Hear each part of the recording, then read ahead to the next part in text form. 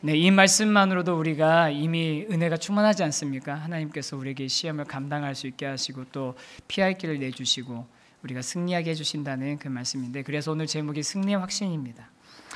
제가 콜리게 때부터 대학 졸업할 때까지 이제 다녔던 고향 교회는요, 창립한 지는 꽤 됐습니다. 30년이 훨씬 넘은 거의 40년 가까이 된 교회인데도 여전히 그때나 지금이나 아주 조그마한 교회입니다.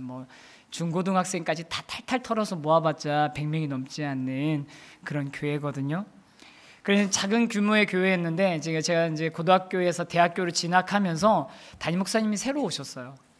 젊고 이제 패기 있으신 목사님이 새로 오셨는데, 그 목사님께서 오시자마자 한 20명이 채 안 되는 대학 청년들을 다 모아놓고 내가 여러분들하고 이제 제자 훈련을 좀 했으면 좋겠다. 제자 훈련을 그래서 시키시겠다고 하셨습니다. 그 당시에는 이제 그 목사님 내비게이터에서 훈련 받으신 분이셔서 내비게이터 그 교재를 가지고서 제자 훈련을 시켜 주셨는데요. 작은 교회에서 신앙생활하면서 대학교 가서 선교단체나 이런 것도 해본 적이 없고 큰 교회 시스템 안에서 이렇게 체계적으로 배워본 적이 없기 때문에 제자 훈련은 굉장히 그 당시에 저에게는 충격적이었고 도전이었습니다. 왜냐하면 제자 훈련이 그거잖아요. 꼭 목회자가 아니어도 우리 평신도들이 영적 리더가 될 수 있고, 그것이 훈련을 통해서 제자가 만들어지고 배출될 수 있다. 훈련으로 되는 제자, 당신도 영적인 지도자가 될 수 있다. 이런 책들 막 같이 읽고 하면서 이 제자 훈련을 하는데요. 그렇게 이제 막 훈련을 받으면서 여러 가지 충격이 있었지만 제일 큰 충격은 뭐였냐면은 과제, 예습이나 전도나 성경 암송 같은 것들 과제로 내주셨는데, 과제를 안 하면 벌금을 받으셨다는 게 제일 충격이었어요. 예, 벌금을 받으셨어요. 전도도 일주일에 2명에게 이렇게 브릿지로 전도를 했어야 됐고, 이렇게 과제 예습은 당연히고 성경 암송을 해야 되는데, 그 중에 제일 힘든 게 뭐였냐면 성경 암송이었습니다. 성경 암송은 다른 거는 그냥 이렇게 대충 이렇게 이제 지금이야 그 당시에는 목회자가 아닌 그냥 대학생이었으니까 속일 수 있잖아요. 했다고 거짓말하면 어떻게 할 거예요? 일주일 내내 저 쫓아다닌 것도 아니고. 근데 성경 암송은 어떻게 하냐면 종이 딱 나눠주고 쓰라고 합니다, 그냥. 그리고 옆에 있는 사람하고 바꿔서 채점하는데, 문제는 뭐냐면 한 글자 틀리면 100원인 거예요. 한 글자, 한 단어가 아니라 한 글자 틀리면 100원인 거예요. 100원 그까이 거 이렇게 생각하시는 분이 있겠지만, 제가 당시 대학교 다니던 시절에 학생회관에 일품밥, 마파두부밥, 짜장밥 같은 게 700원이었고요. 백반이 1,000원이었습니다. 백반이 1,000원이었다니까요. 그날 한 구절 안 외우고 가면요, 식권이 몇 장이 날아가는 거예요. 한 글자 단위로. 그래서 그 내비게이터 성경 이제 제자 훈련을 하면서 첫 번째 배웠던 게 그리스도와의 새 출발. 5개의 괄호 돼 있었는데, 구원의 확신, 기도응답의 확신, 승리의 확신, 사죄의 확신, 인도의 확신이라는 이제 각 괄호 돼 있었는데, 그 중에 세 번째가 바로 승리의 확신. 암송 구절이 고린도전서 10장 13절. 사람이 감당할 시험 밖에는 너에게 당한 것이 없나니 오직 하나님은 믿부사 너희가 감당하지 못할 시험 당함을 허락하지 아니하시고 시험 당할 쯤에 또한 피할 길을 내사 너희로 능히 감당하게 하시느니라. 아멘. 딱 이렇게 해야지. 이렇게 해야지 100원도 안 내고서 통과하는 거예요. 이제 제가 지금 외운 거는 사실은 보시면 틀린데라고 하실 수 있습니다. 왜냐면 그 당시에 개역 성경으로 그 당시 암송했기 때문에 그게 아직도 제 머릿속에 그대로 남아 있습니다. 바꾸려니까 잘 이게 어색해요. 그때 암송했던 게 20년 넘게 머릿속에 남아 있거든요.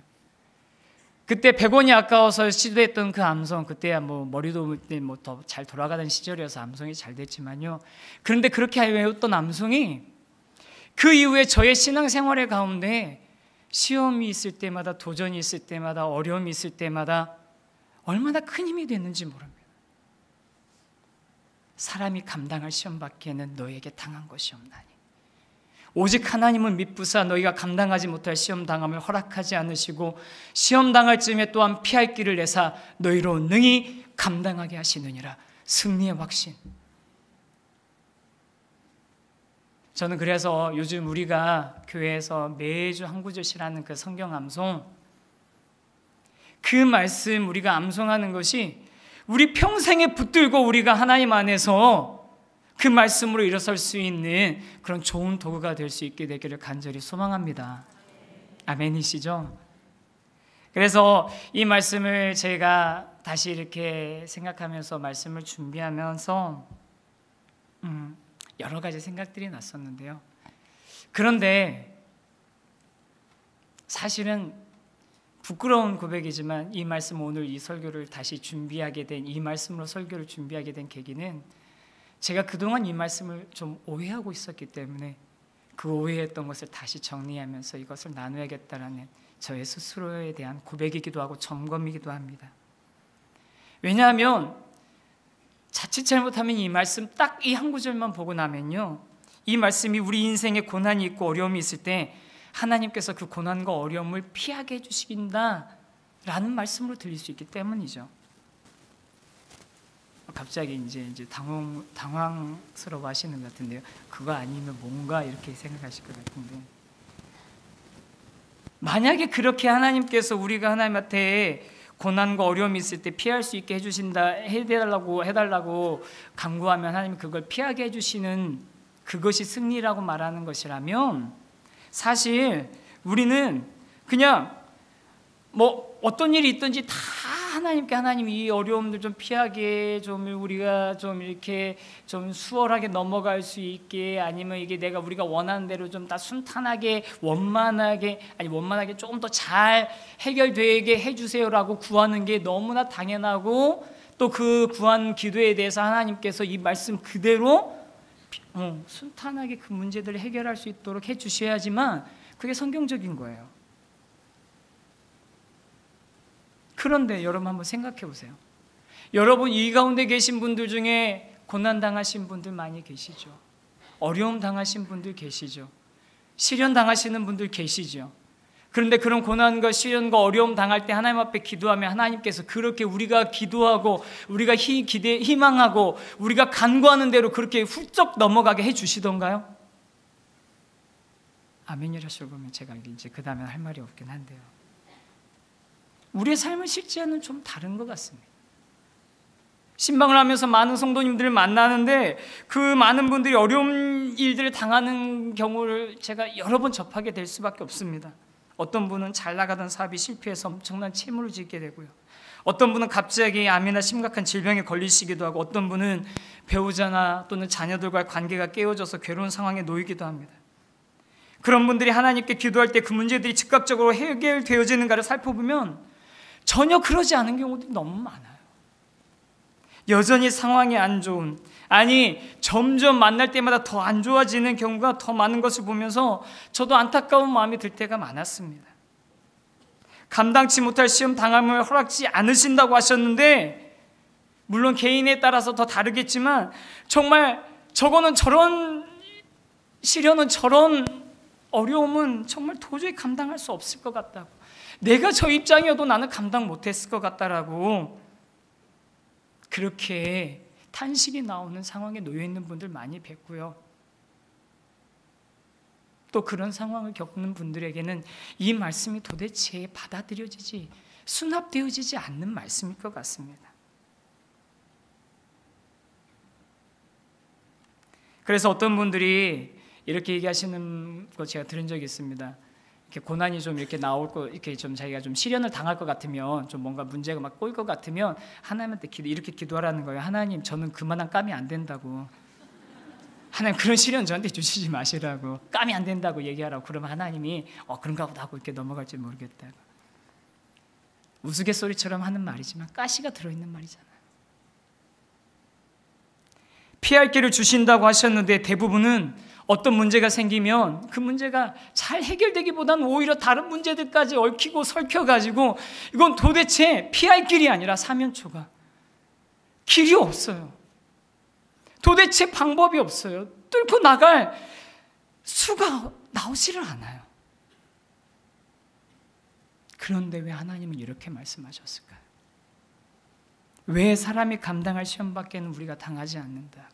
또 그런 시험 당하는 것을 허락하지 않으신다고, 시험 당할 때는 또 피할 길을 주시겠다고, 너희가 능히 감당하게 하시겠다고. 우리가 그 말씀을 오해하고 있는 것 아닌가요? 우리가 기대하는 대로 그 말씀을 보고 있는 것 아닌가요? 그래서 오늘 저는 도대체 사람이 감당할 만한 시험, 감당할 만한 시험이라는 것이 무엇이고 하나님께서 피할 길을 내주신다는 게 무슨 의미인지 한번 같이 나눴으면 좋겠습니다. 고민하다가 이 13절 늘 외웠던 10장 13절 앞뒤 말씀을 볼 수밖에 없었습니다. 읽고 또 읽고 읽고 또 읽고. 그런데 본문 앞부분에 보면 고린도전서 10장에 이런 내용이 나옵니다. 사도 바울이 고린도 교회 성도들에게 이제 교훈을 주시면서 이스라엘 출애굽한 이스라엘 백성들을 보면서 좀 이제 교훈을 얻어라 하면서 가르쳐 주시는데요. 고린도 교회 성도들을 모세와 함께 출애굽했던 이스라엘 백성들을 예로 들면서 지도하시는데요. 이스라엘 백성들이 홍해를 건너고 만나라는 신령한 음식을 먹었고 반석으로부터 나는 신령한 물을 마셨다라는 것을 이렇게 얘기해 주면서 사도 바울이 그것의 의미를 이렇게 해석해 줍니다. 홍해를 건넌 것은 세례를 받고 거듭난 것으로, 그리고 또 반석에서 난 물을 마셨던 것은 반석 대신 예수 그리스도로부터 영원한 생명의 샘물을 마신 것으로, 이렇게 상징적으로 영적으로, 그런 상징으로 영적으로 이렇게 풀어주시는데, 그런 영적인 은혜를 입었던 이스라엘 백성들이 어떠한 모습이었는가, 어떠한 상태였는가를 설명해 주시는 게 고린도전서 10장 7절에서부터 10절까지 말씀이에요. 7절에서 10절까지 말씀을 저희가 반드시 한번 읽어봐야 됩니다. 7절에서 10절 말씀을 한번 한 절씩 저와 여러분이 교독했으면 좋겠는데요. 제가 먼저 7절 읽겠습니다. 그들 가운데 어떤 사람들과 같이 너희는 우상 숭배하는 자가 되지 말라. 기록된 바 백성이 앉아서 먹고 마시며 일어나서 뛰논다 함과 같으니라.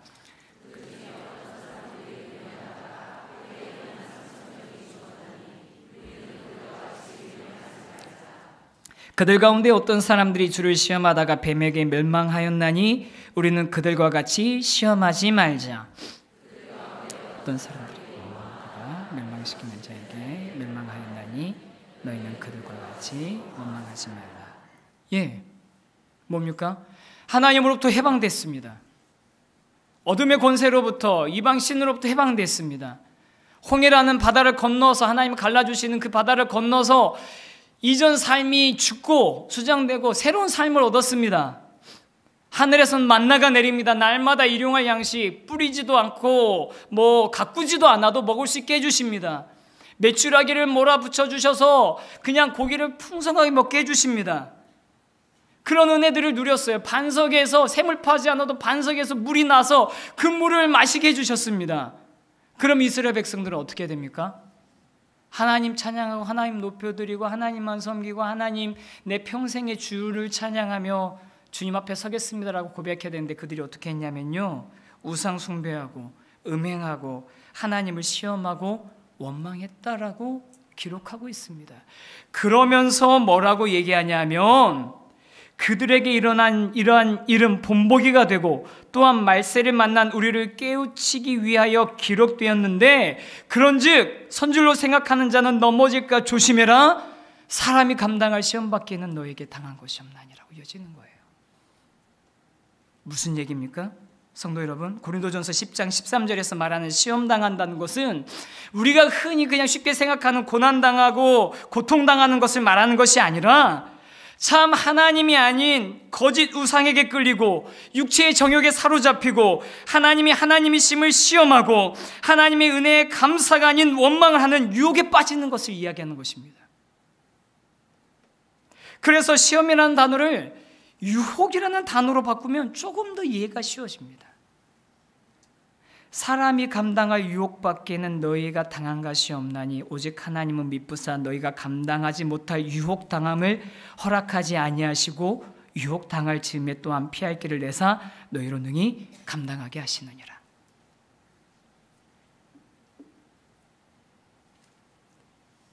이 유혹 시험의 주체는 누구입니까? 하나님입니까? 이 유혹 시험의 주체가 누구입니까? 사탄입니다. 하나님이 하나님이시도록, 하나님을 온전하게 섬기도록 내버려 두지 않고 우리 인간의 연약함을 파고들어서 하나님이 아닌 다른 신을 섬기도록, 하나님으로부터 얻는 기쁨이 아닌 다른 기쁨을 얻도록, 하나님이 정말 계신가 하는, 어제 그 홍해를 건너놓고서도 어제 그 반석에서 나는 샘물을 마시고서도 하나님이 정말 계신가라는 의심이 들도록, 하나님이 계시면 우리가 왜 이런 고난을 당해야 되냐고 하나님께 의심을 품도록, 하나님을 원망하도록 만드는 사탄의 시험을 말하는 것입니다. 그런데 하나님께서는 사단이 우리를 그렇게 시험하고 유혹해서 하나님으로부터 멀어지고 하나님으로부터 떨어지고 넘어지는 것을 허락하지 않으시고 원하시지 않으신다는 말씀입니다. 우리 하나님께서는 저와 여러분이 그런 유혹에 빠지는 것을 원하지 않으시는 것을 확신하시기 바랍니다. 하나님은 우리가 참 하나님이 아닌 거짓 신들에게 빠지고 우상 숭배에 빠지는 것을 허락하지 않으십니다. 성공이라는 신화와 돈이라는 우상, 건강이라는 우상, 아름다움이라는 우상, 권력이라는 우상에게 무릎 꿇고 복종하는 것을 원하지 않으십니다. 또 하나님은 하나님의 백성들이 음란하고 정욕에 사로잡히고 그런 것들이 이 세대의 문화라고 이야기하면서 은근히 누릴 뿐만이 아니라 적극적으로 찾아다니고 탐닉하는 것을 원하지 않으십니다. 하나님께서는 우리가 하나님의 능력에 대해서 의심하고 하나님의 계획에 대해서 의심하는 것을 원하지 않으십니다. 하나님께서 우리에게 베푸신 그 한량없는 은혜에 감사하지 않고 지금 당장의 결핍과 지금 당장의 목마름에 대해서 원망하는 것을 원하지 않으십니다. 왜냐하면 그런 원망은 하나님이 목적이 아닌 하나님을 수단으로 전락시키는 태도에서 나오는 것이기 때문입니다. 그래서 감당치 못할 시험, 감당치 못할 유혹 당하는 것을 하나님은 허락하지도 않으시고 원하시지도 않으신다라고 우리에게 분명하게 말씀하고 계시는 겁니다. 사랑하는 성도 여러분, 하나님의 뜻이 바로 이것입니다. 저와 여러분이 이 세상의 우상에 빠지거나 이 세상의 쾌락에 빠지거나 하나님을 시험하거나 하나님을 원망하는 자리에 빠지는 것을, 그런 유혹의 시험에 빠지는 것을 하나님은 허락지 않으시는 분이십니다. 할렐루야. 그래서 그 하나님께서 우리에게 참 승리, 참 하나님이 하나님 되시는 그 승리를 맛보기를 원하신다는 거예요. 그런데요, 아까도 말씀드린 것에 다시 반복입니다. 현실은 늘상 이런 시험과 유혹들이 우리를 붙잡아 두고 놓아주질 않습니다. 사업, 건강, 아름다움, 정욕, 원망, 의심 같은 것들, 늘 저와 여러분을 유혹하고 저희들 괴롭히는, 늘 시험하는 그런 미끼들 아닙니까? 그런 그물들 아닙니까? 올무 아닙니까? 그런 덫 아닙니까? 그리고 이런 종류의 시험들은 너무나 거대하고 또 때로는 그냥 사회 전반적으로 그냥 아주 그냥 보편적인 것이어서 우리가 저항할 수 없는 일일 경우들이 있습니다. 그렇잖아요. 이 시대 이 사회의 그 경제 시스템 우리가 어떻게 저항하겠습니까? 지금 이 시대 이 나라의 교육 시스템 우리가 어떻게 저항하겠습니까? 저항하는 방법은 이제 이민 가는 거죠. 공교육 포기하는 거죠. 대부분의 사람들이 이건 내가 도저히 감당할 수 없는 시험이야, 내가 감당 못할 만한 시험이다라고 쉽게 결론 내리고 타협하는 거죠. 적절한 선을 유지하면서. 아니면은 교회 왔을 때는 신앙적으로 하나님 기뻐하시는 것에 대해서 막 갈구하고 갈망하다가 세상에 들어가면 그냥 다시 또 그 시스템 안에서 살아남기 위해서, 왜냐하면 거기에 따라가지 않은 우리들은 도태되고 실패하고 매장될 것 같으니까, 불안하니까, 두려우니까. 그런 것 아닙니까? 그런데 바로 이때 우리가 기억해야 될 것이 있습니다. 바로 하나님께서는 우리가 이 시험 당할 때에 피할 길을 열어주신다는 사실입니다. 하나님, 우리가 시험 당할 때, 우리가 유혹 당할 때에 피할 길을 열어주시는 하나님이신 줄 믿으시기 바랍니다. 저는 이 본문을 묵상하면서 청년 시절에 늘상 해결되지 않았던 한 가지가 해결되는 것을 경험했습니다. 그게 뭐냐면은 하나님께서 사울과 다윗 왕을 너무나 차별대우하셨던 거예요. 여러분 그런 의문 가져보신 적 없으세요? 여러분 굉장히 경건하셔서 하셨는데 저는 그게 청년 시절에 상당히 저에게 괴로움이었어요. 가룟 유다도 그렇고 하나님이 처음부터 차별하신 거예요. 왜 사울은? 아니 사울도 분명 잘못하긴 했죠. 진짜 나쁜 왕이었죠. 그러면 다윗은요? 다윗이 한 그 범죄는 사울 왕보다 덜한 것입니까? 제가 볼 때는 훨씬 더한 범죄라고 저는 생각합니다. 간음했죠. 그렇잖아요. 게다가 아주 교묘하게 살인 교사. 뭐 그런 것 하는 거 아닙니까? 우리아의 아내 밧세바 취하면서. 그런데 사울을 향하여서는 하나님이 후회를 하시고 다윗을 향하여서 내 마음이 아픈 사람이라고 하시는 게 아예 처음부터 하나님이 다윗을 그냥 편애하신 것 같아요. 처음부터 다윗을 편애하셨다라는 그 생각 때문에 제가 답이 잘 안 나와서 나중에는 그냥 뭐로 그냥 그래 그냥 이건 하나님의 주권이야 주권. 하나님의 주권인데 뭘 그거 갖고 그냥 우리가 인간의 생각으로 막 그거 갖다 판단하고 하나님이 하시는 일에 대해서 막 이래라 저래라 이렇게 옳네 거르네 막 이렇게 판단할 일이 뭐가 있겠어라고 그냥 그런 식으로선 딱 그거 보고 더 이상 반론의 여지를 안 만들어 놓고 살았었는데요. 이 말씀을 보면서 제가 한 게 깨달은 게 뭐냐면 사울 왕이 시험 당할 즈음에 다윗 왕이 시험 당할 즈음에 하나님께서는 그들이 시험 당함을 허락지 않으시고 피할 길을 주셨어요. 어떻게 피할 길을 주셨습니까? 사무엘 선지자를 보내셨고 사울 왕에는 사무엘 선지자를 보내셨어요. 다윗 왕에게 누굴 보내셨습니까? 나단 선지자를 보내셨어요. 피할 길을 주신 거예요. 그래서 책망하셨어요. 왕으로서 자존심 상하는 일이었겠죠. 그런데 그 피할 길을 주시는 하나님 앞에서 두 사람의 선택이 달랐던 거예요.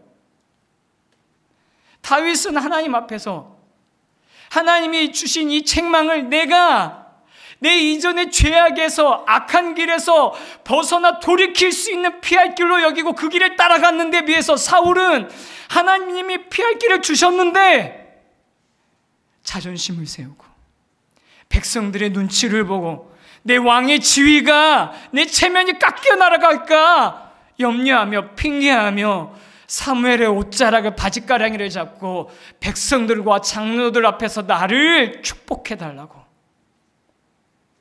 그거 아닙니까? 하나님이 기회를 주시지 않은 게 아니에요. 똑같이 다윗이나 사울이나 피할 길을 주셨단 말이에요. 피할 길을 주셨단 말이에요. 시험 당할 즈음에.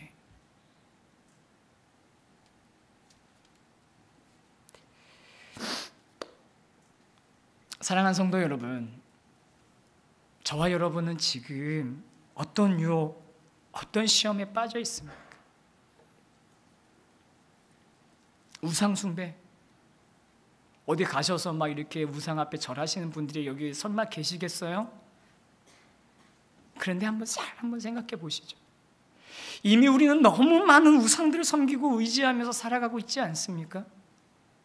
우리가 하나님한테 그토록 구하고 하나님께 찾는 것들의 대부분은 그 우상들을 잘 섬기고 그 우상들을 놓치지 않고 싶어서 구하는 것들 아닙니까? 돈은 말할 것도 없죠. 명예, 아름다움, 권력, 건강, 학력, 자녀, 온통 우리의 우상들 아닙니까? 음행은 어떻습니까? 더 이상 간통은 우리 이 사회에서 범죄도 아닙니다. 이제 순리로 쓸 것을 영리로 바꿔 쓴 동성에 반대하면요, 이렇게 공개적인 자리로, 제가 유명한 목사가 아니어서 여기서 이렇게 막 마음대로 이것은 순리로 쓸 것을 영리로 쓰는 하나님의 창조 섭리에 벗어나는 성경에서 말하는 옳지 않은 것입니다. 순리대로 돌아오십시오 라고 이렇게 선언하면, 제가 유명한 목사였으면 당장 뭐 난리 났을 겁니다. 인권단체에서 난리 났을 겁니다. 그게 인권이라고 이야기하는 시대를 살아가고 있습니다. 요즘 누구나 배우자 말고 남자친구, 여자친구 한 명씩은 있는 거 아니에요? 그런 이야기 하면서 유혹과 시험에 빠져 있지 않습니까? 주를 시험하는 것과 원망하는 것 어떻습니까? 고난 찾아올 때 우리들의 태도와 자세 어떻습니까? 하나님 앞에서 솔직하게 하나님 정말 살아계신 거 맞아? 하나님 정말 나를 구원하신 거 맞아? 구원의 확신까지 송두리째 흔들리는 게 우리들 모습 아니었습니까? 하나님이 정말 나를 사랑하시고 나를 구원하셨으면 나에게 왜 이런 시련과 유혹과 도전이, 왜 이런 고난이 찾아오냐고 하나님 앞에 따지고 하나님한테 묻고 혼란스러워했던 거 저희들 아닙니까? 그리고 우리가 하나님 앞에 막 기도하면서 이거 해달라고 저거 해달라고 기도하면서 늘상 우리의 관심은 뭐예요? 진짜 하나님의 뜻이 어디 있는가에는 별로 관심 없고, 도대체 언제쯤 하나님은 내 기도에 응답해 주실 것인가? 언제쯤 하나님은 내가 원하는 대로 내 요구에 반응해 주실 것인가? 그게 우리들 모습 아니었어요. 솔직한 우리들 모습 아닙니까?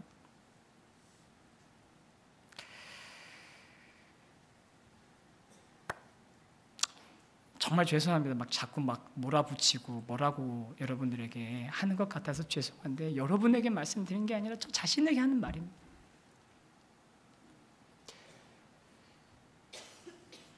우리가 그렇게 우상에 빠져 있고 정욕에 빠져 있고 하나님을 시험하고 원망할 때, 우리는 그렇게 하나님을 원망하고 시험하고 정욕에 빠져 있고 우상에 빠져 있는데, 그런데 하나님은 그냥 그렇게 내버려 두지 않으시고, 그런 시험과 유혹에 빠져 있을 때 그런 시험과 유혹을 당하는 것을, 완전히 그 시험과 유혹 때문에 무너지는 것을 허락하지 않으시고, 시험 당할 즈음에 또한 피할 길을 내사 우리가 능히 감당하게 하신다고 해주셨습니다. 이것이 오늘 저와 여러분이 붙잡는 승리의 확신이 되기를 간절히 소원합니다.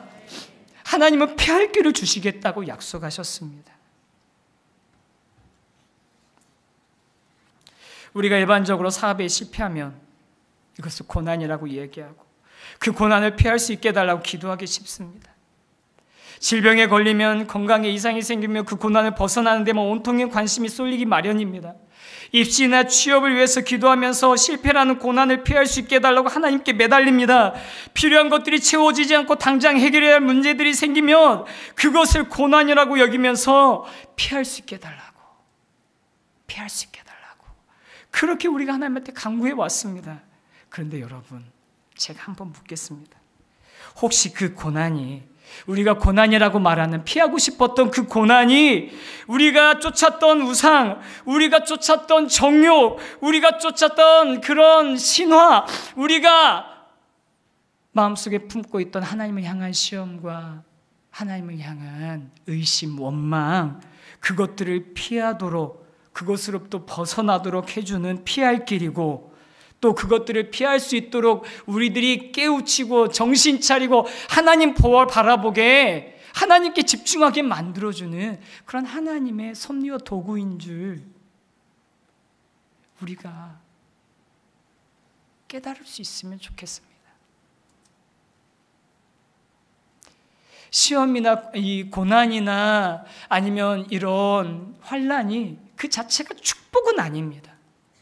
그 자체가 축복은 아니지만, 그것들을 통해서 우리가 시험 당할 즈음에, 나도 모르게 정신없이 성공을 쫓아갔던 그 즈음에 우리가 그것에 유혹에 넘어가지 않고 피할 길을 내사 하나님 앞에서 다시 설 수 있도록 우리를 그렇게 인도해 주시는 하나님의 도구가 될 수 있다는 거죠.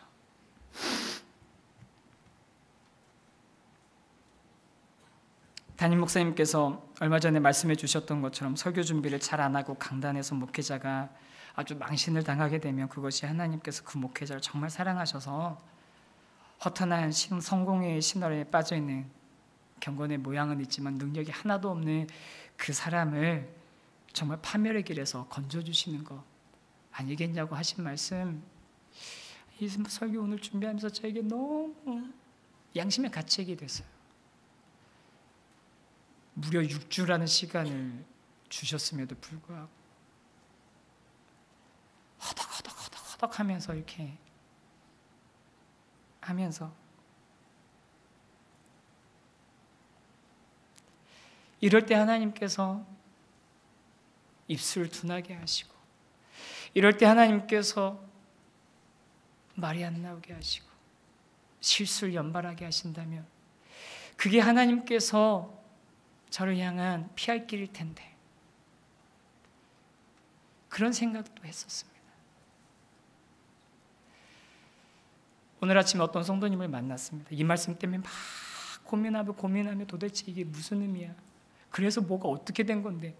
그래서 어쩌라고 하면서 그게 답이 안 나와서 막 고민하고 있는데 어떤 성도님을 만났어요. 근데 그 성도님께서 자신이 지난 수년간 성공이라는 신호를 쫓아갔다고 먼저 이야기를 하시더라고요. 그 직업이 꽤 괜찮고 잘 나가는 그런 어떤 일을 이렇게 창업을 하셔서 하셨는데 그 직장이 자신의 우상이었다. 그런데 수개월 전부터 일이 너무 복잡하고 어려운 상황이 되자 혼란스럽고 두려웠고 높은 아파트 난간에서 뛰어내리고 싶은 마음도 들었었다고. 근데 요 며칠 한 2주간에 걸쳐서 어머니 기도에 개강하고 기도의 자리에 나가고 말씀을 사모하는 자리로 나가면서 내가 이제까지 우상을 쫓고 있었고 그 우상을 통해서 나의 성공이란 신화를 쓰기 위해서 하나님이 자신을 도와주길 바랬다고 그렇게 기도해 왔었다고 고백을 하시는 거예요. 그러면서 하나님 왜 내 기도에 언제쯤 더 응답해 주실 거냐라고는 막 답답해하고 안타까워했는데 생각해 보니까 하나님을 내가 찾는 게 아니라 하나님이 나의 성공을 좀 내가 쫓던 그 성공신화가 무너지지 않도록 만들어주기를 너무 갈망해 왔었다고 그 얘기를 제 앞에서 고백하시는데 그래서 제가 오늘 이 말씀 준비했던 말씀을 나눴습니다. 하나님께서 우리 성도님의 지금 사업의 실패를 통해서 성공이라는 우상으로부터 피할 길을 내주시는 것 같다고. 그렇다면 성도님, 피할 길을 내주신 하나님께서 이 다음에 모든 일들도 능히 감당하게 하실 수 있을 터이니 힘을 내시라고. 사랑하는 성도 여러분, 사탄은 매우 훌륭한 전략가입니다. 상대방의 허점을 늘 분석하고 약점을 집요하게 파고들 뿐만 아니라 의외의 수로를 흔들어 버립니다. 어제 그제 지금 화제가 되고 있는 알파고하고 이세돌 구단 그 바둑 도대체 예측할 수 없는 게 아니에요. 수도 없이 많은 경우의 수를 가지고서 그 모든 수를 다 읽은 이미 모든 수를 다 읽은 그 컴퓨터 어떤 수를 놔도 다 답을 너무나 쉽게 막 내는 거예요. 그럼 사단하고 우리의 그 사단에 유혹하는 사단과 그 유혹을 당하는 우리를 한번 비교해 보시죠. 사단은 여태까지 수천만, 수백만, 수억, 이렇게 전체 숫자 세보지 않아서 수십억, 수백억 정도 되겠죠? 케이스들을 이미 다 스터디한 사람이고 우리는 기껏 내 한 사람의 인생 이제까지 조금 살아봤고 내 주변에 있는 몇 사람의 인생 정도 배운 게 다잖아요. 그럼 누가 훨씬 유리하겠습니까? 당연히 사단이 유리하겠죠. 당연히 사단의 수가 훨씬 높겠죠. 그럼 논쟁할 여지도 없는 겁니다. 사단이 억압과 박해를 통해서도 때로는 유혹을 통해서 달콤한 그런 신화를 통해서 우리들 가진 방법으로 우리들에게 유혹하고 시험을 주고 도전하는데 그런데 그 가운데 우리가 넘어지고 실패하지 않는 이유는 뭐냐면 그 사단보다 뛰어나신 하나님께서 시험당함을 허락지 않으시고 시험당할 쯤에 또한 피할 길을 내사 우리로 능히 감당하게 하시기 때문인 줄 믿으시기 바랍니다. 이게 승리의 확신입니다. 여러분, 승리가 쉽게 생각해보면 이게 예화 하나만 말씀드리고 마치려고 합니다. 다니엘의 세 친구 사드락 메삭 아벳느고 생각해 보세요. 그들이 불문불에 던져져서 거기서 털끝 하나 상하지 않고 생존해서 나온 게 승리입니까? 아니면 하나님께서 우리를 건져 주실 것인데 그리 아니하실지라도 우리는 왕과 왕의 신상 앞에 절하지 않겠습니다라고 말하는 것이 승리입니까? 그것이 진정한 승리인 줄 믿으시고 하나님 앞에서 참 승리의 비결을 붙잡으시는 저와 여러분 되시기를 간절히 소원합니다. 사단의 유혹이 아무리 강력해도 우리가 무서워서 벌벌 떨지 않아도 되는 것은 하나님은 우리가 감당 못할 유혹과 시험에 빠지는 것을 원하지 않으시고 그 유혹과 시험을 당할 즈음에 피할 길을 주시는 하나님, 능히 감당하게 하시는 하나님이시기 때문이십니다. 그래서 이 오늘 우리가 마지막으로 고린도전서 10장 13절 말씀 한번 힘있게 읽고 우리 쫄지 말고 살았으면 좋겠습니다. 할렐루야. 우리 두려워하지 않고 살았으면 좋겠습니다. 우리 고린도전서 10장 13절 한번 힘차게 다시 한번 읽으시고 같이 한번 기도하는데 한번 같이 한번 힘차게 한번 읽겠습니다. 시작. 사람이 감당할 시험 밖에는 너희가 당한 것이 없나니 오직 하나님은 미쁘사 너희가 감당하지 못할 시험 당함을 허락하지 아니하시고 시험 당할 즈음에 또한 피할 길을 내사 너희로 능히 감당하게 하시느니라. 할렐루야. 할렐루야. 이 승리의 확신으로 오늘도 주님과 동행하시는 저와 여러분 되길 소원합니다.